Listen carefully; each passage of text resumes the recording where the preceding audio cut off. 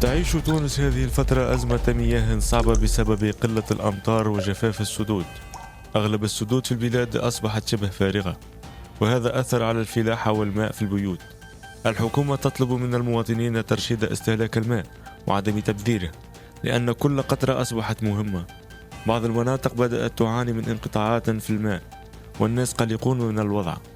نرجو من الله أن يرزقنا الغيث النافع، لأن الأمطار أصبحت ضرورية جدا في هذه الفترة. أما الدنيا تخوف. بالرسمي حتى الجيران ولاو يتشكاو في مش ماء. أي شوية تمشي تعمل دور على حوين تلقاش ماء.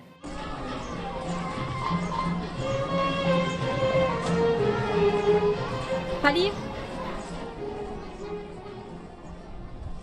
لاباس لاباس الحمد لله. شنو حالك؟ شنو حال فريدة؟ ها في الدار لاباس. السلام عليها بربي. يا وين قصد ربي هاك بالفليج نتاعك؟ والله مسافرة خالطة على العائلة في الخارج.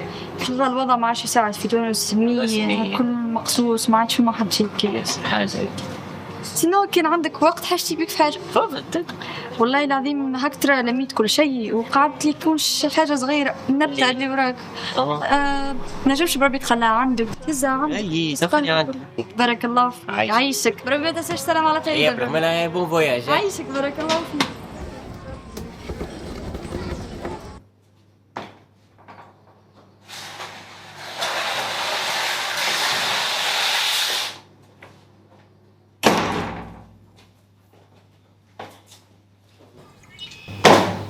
هذا حليم، نحن ناقصين وانت كملت علينا بهالنبتة. عطتني نادي قبل ما تسافر وقالت لي تلهي بها وديجا تسلم عليك. باهي بركة ميسالش، منوصيكش عاد اسقيها نهار بعد نهار لين ربي فرج علينا هالأزمة. جبت شي ماء على الأقل؟ تهنى هاني جبت لك، اما راهي ولات تدبس الماء بوترتين ب 3000. ربي هداهم يستغلوا في هاي الأزمة.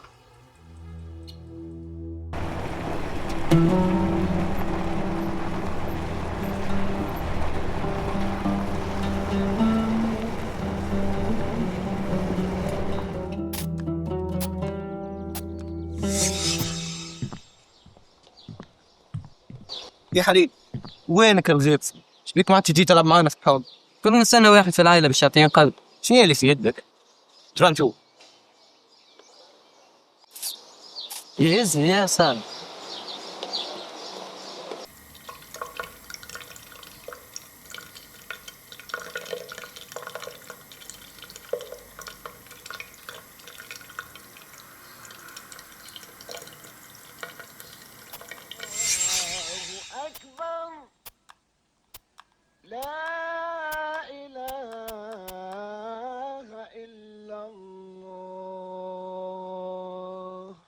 تعداو أشهر صعيبة برشا، والطقس سخون والشمس ما ترحمش، والنبتة ناقصة برشا ماء والماء قليل.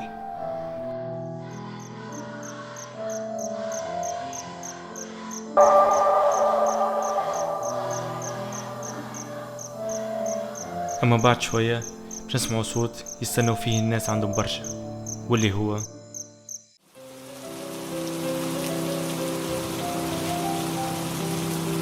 المطر يا حليم المطر. الحمد لله يا رب.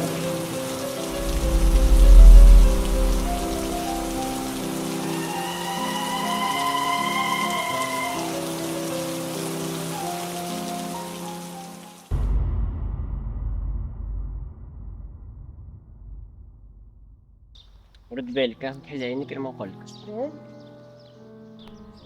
غاية تنجم تحل عينك تو. ما شاء الله ولا شجرة كبيرة. ايوي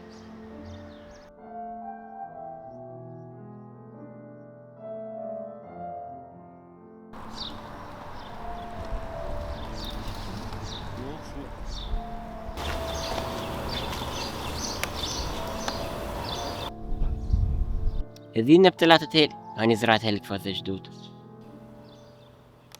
في السنين هذه علمتني اللي قطرة ماء أغلى من ذهب.